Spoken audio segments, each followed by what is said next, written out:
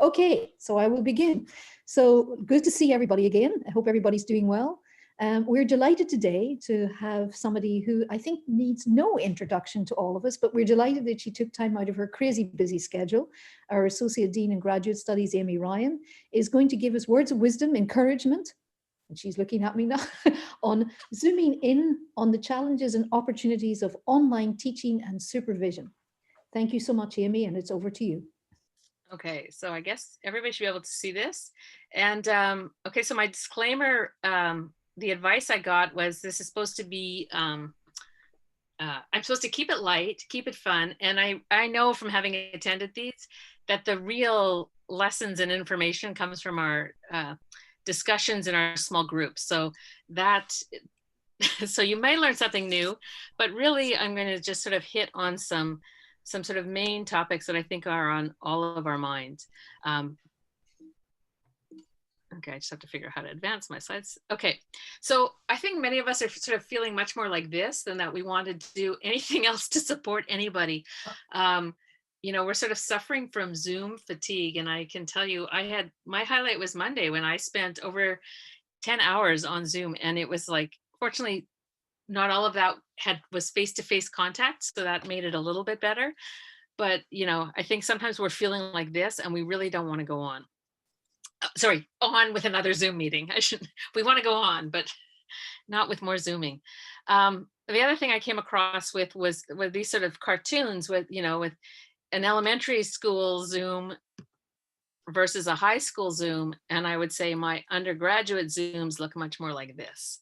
So I don't know, you know, we can spend a lot of time on the teaching component where you're just looking at a bunch of black boxes with some names in. And even I did a graduate course this morning, and you know, we all know that that first screen might have cameras open, but you go to the next screen and you see fewer and fewer people. And this sort of brings on all kinds of challenges. I think this isn't a challenge so much when we're dealing with our own graduate students, our own research assistants or postdocs. Um, People are looking a little bit more to get engaged. So pre-March 2020, I think our graduate supervision looked sort of like this, in that, you know, that big circle is our science. It's everything we do related to science, and it's really science focused, whether that's, you know, actually supervising our students at the bench, helping them write a paper, doing thesis work, going to meetings. It was really about science. Like I felt like my existence was much more about me as a scientist. And, you know, there was some component, of course, we care about our students and the people that work in our research group. So we had some concern about their health and their mental health.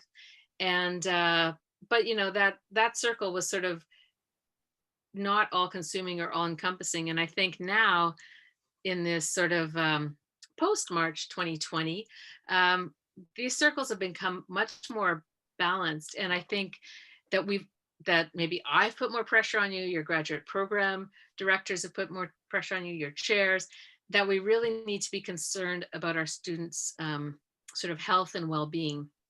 And how do you do this while still trying to get your science done? Because I think our health and well-being depends on our ability to do our science and to be able to think about the science and dedicate the time we want to doing that. And yet we're faced with this sort of I don't want to say it's a dichotomy, but these two pulls on what do our students need from us, and trying to balance, well, what do we need and who's giving that to us, and how do we sort of maintain our own resilience in while supervising our students. So I think there's many things that we need to consider in terms of for this remote supervision. And I would say this is, I'm going to talk mostly about our student supervision or our postdoc supervision, but I think this also comes into sort of when we're teaching classes, it's really people's access in working with different students. Like I know I've had students come to me and they want support, but oh, they don't have Wi-Fi access at home. And now that things are closed, where are they going for Wi-Fi access? These are all challenges. And is there Wi-Fi consistent? I don't know if any of you have suffered with power outages, but I had that happen to me in the middle of giving a talk the other day. So we have to consider this. We also have to consider what platform works best. So we're using Zoom, we're using WebEx, we're using Teams, for our meetings, and we all have love-hate relationships with those various platforms. But then, we have WhatsApp, we have Slack, we have um, all these other different platforms that can be part of our interactions. And I think I know I have felt sort of this growing pressure to be sort of on multiple platforms to interact with the various groups, because you're part of one group that wants to use Slack, someone else wants to WhatsApp, someone else wants to just text with you, and then you've got people that only want to meet on Teams or Zoom. And so, like sometimes I feel like I have every device that I own sort of going on some different platform. And so that's challenging. And it's also challenging for our students. But I think it's important to figure out what works best for when we're talking about our research and our students, of what platform works best for that. And where can we best find that interface where we can connect? Part of this also is figuring out, does that platform offer the security you need to share or discuss data? And I think that that's kind of, I mean, personally, that doesn't affect me a lot, but I know for some of us using large data sets, that has a much bigger implications. And even, we've had some work with different research institutes in that, trying to make sure that students can get access to data sets. And how do you deal with firewalls when everyone's working remotely? We also have to consider our students' workspace, and not only are they well set up at home. I think for many of us, it's like, are we well set up at home? Can we still walk at the end of the day of sitting in our non-ergonomic home environments? But what else is kind of going on in that workspace? Many of our students who live at home have the whole rest of their family trying to survive.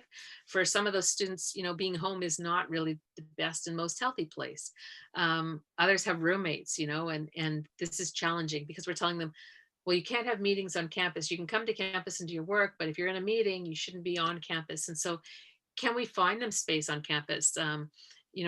Personally, my students all have access to my office now, and so often when I'm meeting with them, they're in my office. So I know my office still exists, even though I've hardly been there. And then it's that scheduling and flexibility. So I think that I've had many conversations with people. We've lost that flexibility. We've lost those opportunities for what I call those water cooler moments. That spontaneity of, oh, I've got an idea. You're going to run to the lab and tell your students, or, poke your head out of your office and talk to your students, or they're going to run and see you. So we've lost some of that spontaneity, and now that has to be scheduled, and fitting it into a schedule can be challenging, because I think probably all of you have found that you're now available to do most meetings, and for better or worse, you're not out of town. So we all, I think, tend to overbook ourselves, and that's a challenge from our end. But it also then can make us less available for our students. So it's finding that between having some regularly scheduled events, but how do you make way for that flexibility that I would say science needs? I mean, we need that just as part of our daily lives. I think interacting with colleagues, but as well in terms of interacting with our students. And then I would say this last two of this, considering the students' needs. I mean, where are they? Like, I think it's better for students or postdocs who have young children. Most of them are back in daycare or back at home. But, classrooms can get shut down at any time. And suddenly, they may be back home with young children.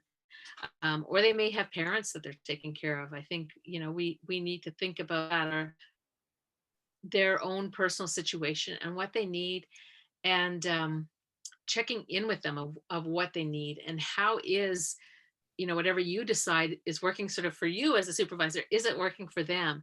And so I think this is really a time to have open dialogue with them and have them feel that they can really say what they need. That either, yeah, they just need that one check in a week, that one lab meeting with everybody is great, or they want a fixed time every week, or they want to be able to contact you at any time for a 15-minute talk. However it works, it's really one-on-one supervision, much like we would do in normal times, but trying to figure out how to do that remotely.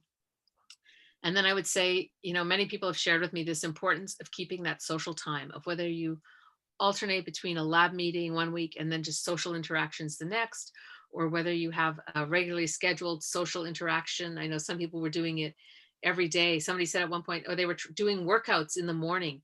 And I think that all of these things are great. And I think it's easy to figure out how we implement these for a short period of time.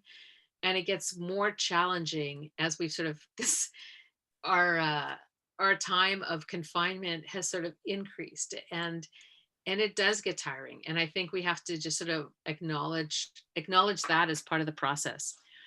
Um, but it's also a time in sort of mentoring our students that we can really take advantage of these virtual opportunities, right? Many of the meetings, many of the scientific meetings have gone virtual. So now this is a great opportunity for students to attend these meetings. You might still have to pay registration fees, but I would please take advantage. Those great funds that the graduate programs have been provided can be used for virtual registrations, but you're not paying airfare, you're not paying food, you're not paying hotels. So this is really a chance for students to get to go to a meeting that they might not have otherwise been able to. There's also seminar series that are open to everybody, and workshops that they can do and enroll. And many of these, the meetings have some charges sometimes, but the seminar series and workshops can be free. So I think there are opportunities to be had at this time that can really enrich that supervision and really allow the students to go out there and communicate with the rest of the world who's in similar situations, but bring new ideas back. Other points I would say to consider are to be really clear about expectations and to be really realistic. I don't know about you, but I personally, sometimes I feel like everything is going great. And then other times it's like I am scrambling to pick up all the balls that I was juggling that are now sort of rolling around on the floor and under filing cabinets and wherever. And I just have sort of this virtual picture of me chasing after these sort of like ping pong balls. Um, so we have to really be realistic and make our deliverables manageable. And I think we think, oh, everybody's got all this time, but we forget the impact that stress can have on our productivity. And so while some of our trainees are back to normal in terms of what they're able to contribute and achieve, many others are still experiencing external impacts that are decreasing their productivity. And we have to be mindful of that. I think it's also been extremely difficult, or I shouldn't say, well, each case is different, but in terms of launching some of our new students, and this is what I was just teaching a class of first year human genetics students. And this is one of the things that came out, is that for those first year students, particularly those that have moved to Montreal for the first time, they have no contacts.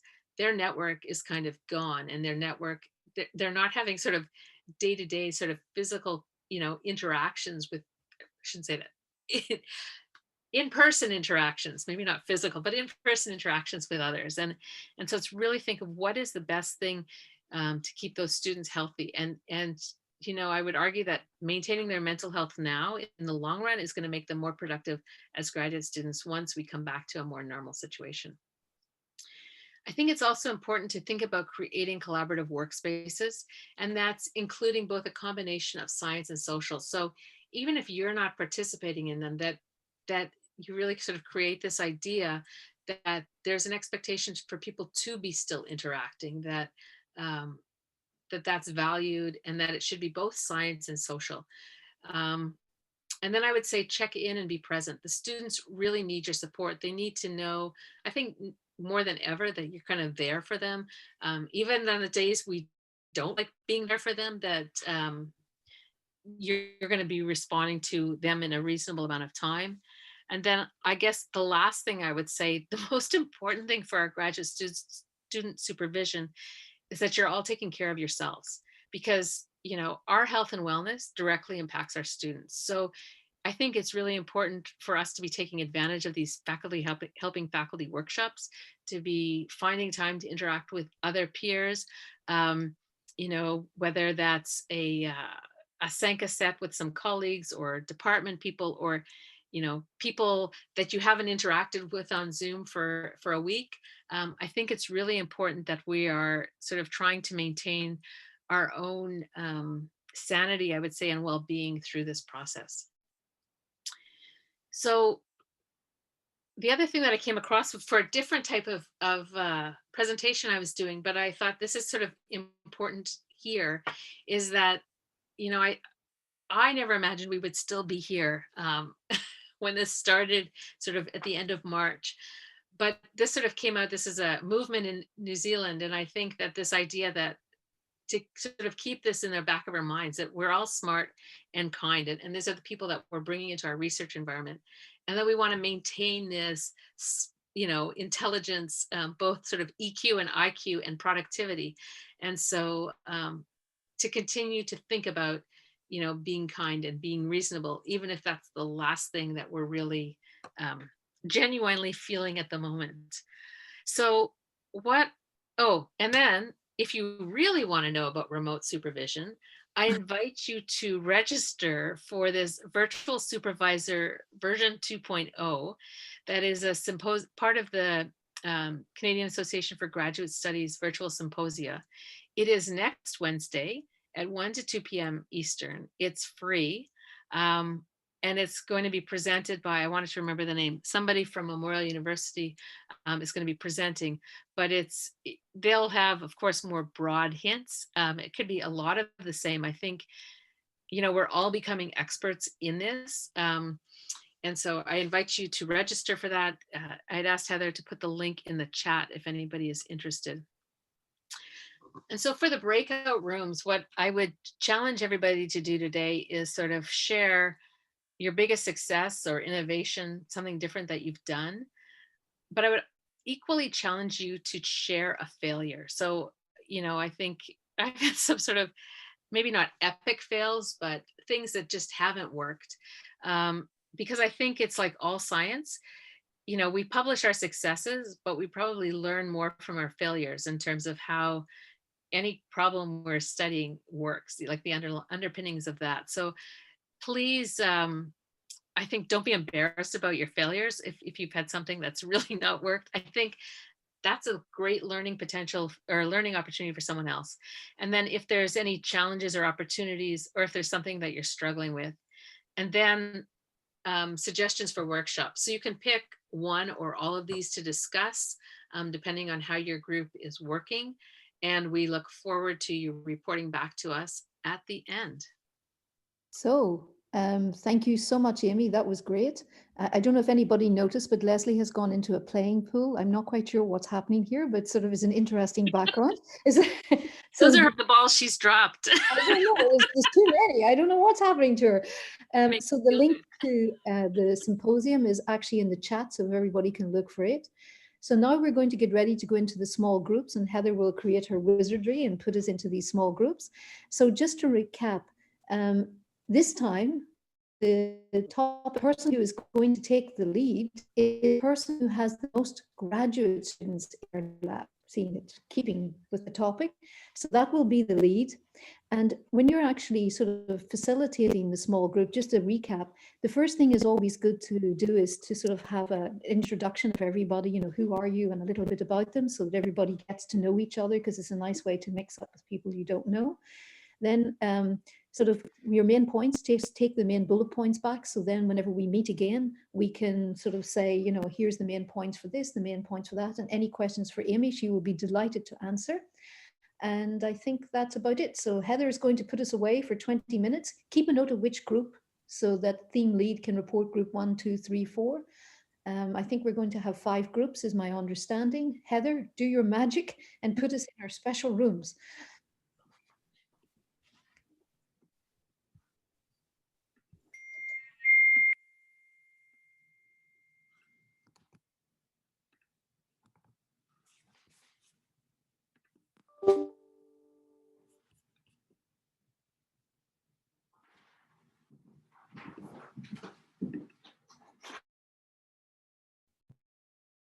As always, those 20 minutes always go so fast.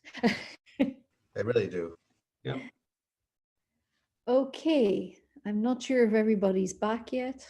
I'll just wait a couple of 5 groups, Heather tells me. Now, of course, I've forgotten which group. And here's me telling everybody, please keep in mind which group that you were. Were you 1, 2, 3, or 4, or 5? And I've instantly forgotten. So I know who was in charge of our group, and that was Eduardo. So I might start with Eduardo, and then if everybody else can remember who was what group or who's lead, if you put it in the chat, then we can bring up who the different ones are. Eduardo, can we get you to speak first? And then Aimee, if you wish to answer anything that comes up, please feel free. Eduardo? Yes, am I muted? Yeah, no, I think I'm okay now. So I was not in charge of our group and was in charge of the group. I was just the scribe, just collecting, taking notes of for everybody's from everybody's experience. And first of all, Aimee, terrific presentation. Everybody appreciated that. This was we commented this just at the outset. We had a lively group with Liliane from physiotherapy, PT and OT. We had Francoise from nursing, Alfredo from pharmacology, and of course our brain scientist. And so the experience is very. I mean, we look at success and failures. Just going on the order here that we had a discussion. The For instance, it all varies by context. Physiotherapy needs contact. In-person contact is essential for professional development. So this was eventually felt as a major loss. And new students coming in from CJAP, they're a little bit lost, and they needed to be oriented on how to join the group. Issues related to proctoring exams without proctoring, for instance, how to control behavior in class among the students. But then there were also silver linings. So they developed innovative ways to pairing students to clinicians, which they never thought, they had to think outside of the box, and it went quite successfully with the folks in PT and T. And they also took the opportunity to revisit their whole curriculum. So they're redesigning the whole curriculum in physiotherapy, which helps, of course. It's something that needs to be done from time to time. Françoise, she is very keen on indigenous health, and with all the impact that this comes from delivering, and they were able to continue in person in the fall. They had to close in the spring and the summer, and of course they resented that very much, but they were successful in opening up in the fall. There's always a concern about competencies being learned in the same way, particularly for the professional schools. And Alfredo, he of course, everything he does is lab-based.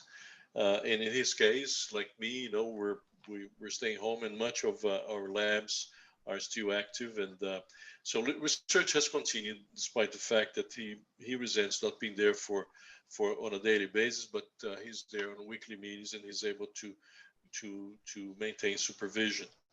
One of the things that he mentioned that was a very positive aspect everybody agreed on is the opportunity now that seminars and team meetings now can actually bring guests from the outside, even from other countries, and they join via Zoom, which improves attendance, brings rock stars from outside, and makes for a great opportunity. And also, we all admitted the fact that we haven't been quite successful, and mentioned that activities related to opening up for social gatherings, just not talking shop, but just social gatherings, were not quite successful because I guess people were thinking about other things that they needed to do, and I guess that needs the catalytic effect of seeing each other and being close to each other to be able to get good social gatherings. And that's it. Did I miss anything, folks? No, I think you're good, Eduardo. Very good. Excellent. So now we're moving on to, let me see, I have some in the chat. I'm going to pronounce it wrong. Forgive me. Argery. Forgive me. I pronounced your Group 1 lead. I've pronounced your name wrong. Forgive me. There we go. You're silent. Hold on. You have to be unmuted. You're silent. There we go. Not a problem. I started typing in my notes because I didn't miss anything. So I am representing group 5. Together we started brainstorming in terms of the different challenges. And so I'll speak to those ones first and look at my notes for the opportunity. Our challenge remains that we're teaching behind black screens. We're coping with, how do we cope with disconnected students? We don't have necessarily the skills, the knowledge to be able to engage them online. We're pressed for time and we want to be able to learn many different ways to fully engage them and optimize their learning. Some of the successes is that we have introduced innovations in teaching using different online platforms, such as the use of Perusal and PeerGrade, which helps engage students. We have created synergistic exchanges across labs and time zones. For our graduate students, the use of the weekly 5 à 7 for some of the students in one of the department. And in terms of opportunities, recognizing that we are also supervising students who are across different time zones, ways to figure out how to keep them connected, perhaps then looking whether or not we can identify the cohorts of students who are in different time zones, different countries. And one example was for our Chinese student, to at least let them know there's other McGill students, regardless of what program, who are all in there in the same city, even perhaps with you. And you know what? Here's your way of connecting so that you're on the same time zone and create different types of social events. And also just connecting them will allow them opportunities to figure out and create new resources and opportunities for support. Now, some of my group members have already left, so I can't confirm if I missed anything. Anything else from our group? Don't know. Oh, yeah, go Aimee. I think that's great. And I think this idea of connecting students in different time zones and finding ways for them to have some social interactions is something we're going to look into of how to, or that we being my office people, but to see if there's a way we can help facilitate that, maybe with GPS. I see Lorraine there. So, but to figure out, because I think that that's important. Yeah, so that was then a really great opportunity that came out from our discussion that will be moved forward. Very good. Thank you. Corin, can I go across to you next? Sure. So I guess I have the most graduate students of group 4. So we talked a lot. Actually, one of the things I think came out was that most people seem to be doing pretty well for handling things, which I found was pretty encouraging. Social engagement and a lot of the things that Aimee sort of presented at the beginning were brought up, but different ways of having social engagement amongst your teams and graduate students is really been successful. Whether it's playing games, I got a couple ideas from Nicolas, and Bernard Robert actually modeled a show that I'd never heard of called Nailed It, where he bought the ingredients for different people in his lab. They all distribute it, and then they baked a cake together, which, was pretty cool. The only scientific part of it being that it was shaped like an Erlenmeyer flask. I think the idea being that they've done something together and help with the team building, which seems to be also, while a lot of the success also seems to be sort of what you would say is not a failure, but the harder parts of this is really the team building, especially when we're all sleep deprived, some more than others. Poor Corinne dealing with small children. And that one of the biggest problems may be the lost student and those that are super quiet, and how do we make sure we're engaging them? How do we make sure that they're not falling between the cracks? I mean, they sort of do that anyway, even when we're face to face. So what do you do for those particular students? And then we talked a little bit about strategies and coping mechanisms, maybe beyond the sort of social engagement, the idea of reprioritization. Some things need to be done, some things need to be done later, some things don't need to be done, maybe. How to cut out the noise, all of the background, and then really finding time for ourselves. And the sort of the last point that Aimee made about self-care, and whether or not we're keeping ourselves healthy, and whether that's running massive miles like John does, or just managing to find some quiet time in your own head, to try and restructure and find those boundaries. If it means taking Saturday off or shutting off your computer at some particular point, being able to do that is key to finding your own peace of mind. Did I miss anything, guys? There we go. That's about it. I just want to add something. So I think we're all thinking about our quiet students, and I think it's really important, but I want to remind you not to forget about your extroverts. I think your extroverts are generally, they're always telling you that they're fine, everything's great. But these people are really starting to suffer from a lack of interactions, right? That's where they derive their energy, is from those human interactions. So some of our introverts may actually be loving this experience, but it's those people that might not normally, they always seem fine. They're bubbly, they're outgoing, and it's just being aware of them as well in this process. I think that probably goes for us too, Aimee. Like there are several of my colleagues that they love this. They're at home. We may never see them face to face again.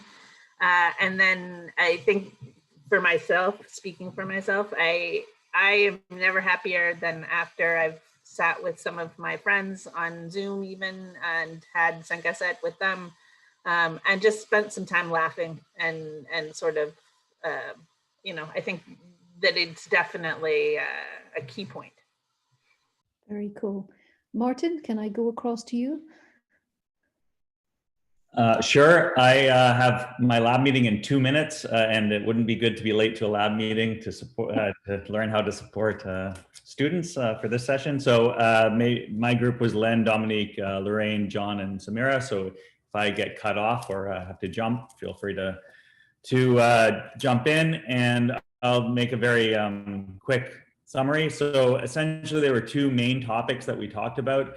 One is recruiting and the new students to come into the lab, that they would feel comfortable, and finding the right ones to come in. And then the second one is supporting the existing students. And in terms of recruiting, we found it difficult to know what to do in uncertain times, whether to take people on, how to evaluate people in ways that we might not be able to normally, or in different ways.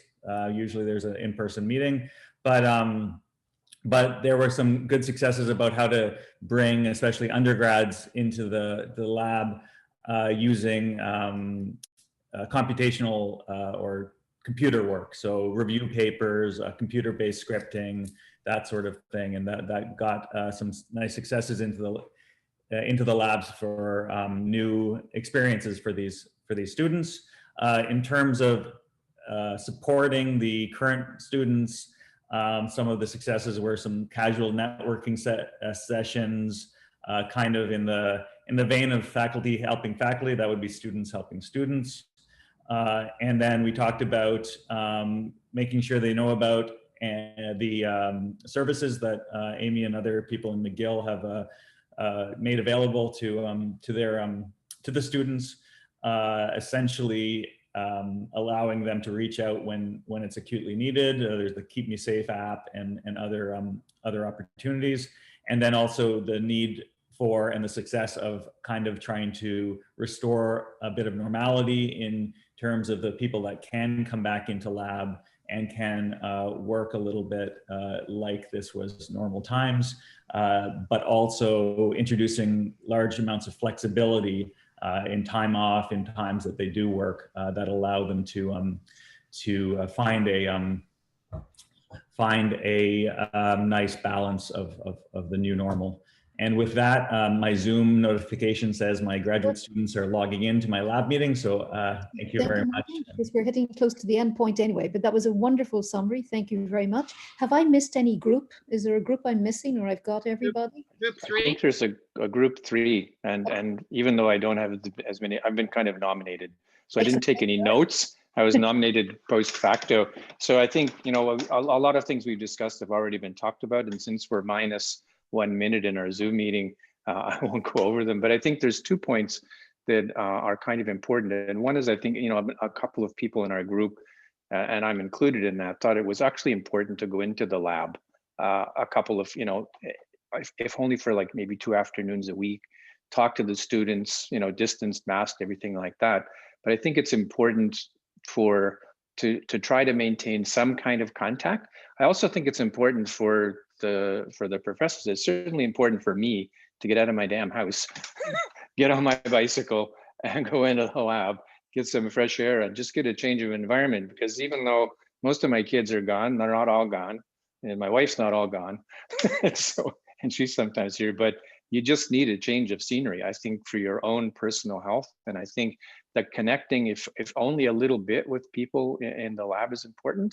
And one of the people in our group said that she goes for a walk on the mountain with her students as a way of connecting with them and talking about their research. And my own lab used to do kind of distance lunches on the mountain. Now it's getting a bit cool for that. So we'd all sit in the gazebo, order food from a restaurant, and somebody would bring it over on their bicycle and we would all connect like that. So it was a time for really just socializing that was, in addition to the lab meeting. So I think that to me it's, even though we're not supposed to have, we obviously not going to go back to our labs and offices full time. I think it's important to go in there a little bit, maintain contact. And, the setup that we have on the floor where my lab is, there's a lunchroom that's distanced. So there are 4 tables in each of 4 corners. So people can actually, 4 people at least, can have lunch together and talk. And it maintains a little bit of a sense of normality. So I think anything that pushes that envelope towards a sense of socializing with students, I think is super important. Perfect. Thank you so much, Eric. I'm going to give Aimee the last minute to sum up, and I'm going to make an announcement about the next one because we're going a little bit over and I want to be off by 1:05. Aimee, go for your summary. Thank you, everybody, for your feedback. I think, I congratulate all of you for doing, we're all doing our best, I think, and in these very challenging times. I agree with what Eric said. I haven't been in the lab very much, but I had to go in last weekend and teach somebody something. So we picked a time when there'd be fewest people around, and it was great. It was great for me. It was great for the student, because we're missing those, what I call water cooler moments, those casual conversations. And I think that is the hugest loss that we cannot get, that spontaneity on Zoom. And so I encourage you to find ways to try and do that. Perfect. Thank you so much, Aimee. I think this was a wonderful session, lots of feedback, good ideas. And I just want to let everybody know that our next session will be on December 2nd, and it's going to be something a little different. So it's going to be Rebecca Fura and Angela Campbell will be joining in with us, which is wonderful news. And it's going to be, how can we think about our advocacy and activism as citizens with expertise, roles, responsibilities, boundaries for academic in and outside of the campus? So how do we deal? It's a little different, right? So it's basically, how do we as a scientist or as ethical faculty, whatever, how do we actually promote our work, and what should we be careful of when we're doing advocacy or activism? So I think it's important, and you can tell, seeing Angela's coming as a lawyer, there's lots of words of wisdom going to be coming from this too. Anyway, looking forward to seeing you all in a few weeks. And in the meantime, everybody stay healthy and safe. And I should say bon appetit because it's lunchtime.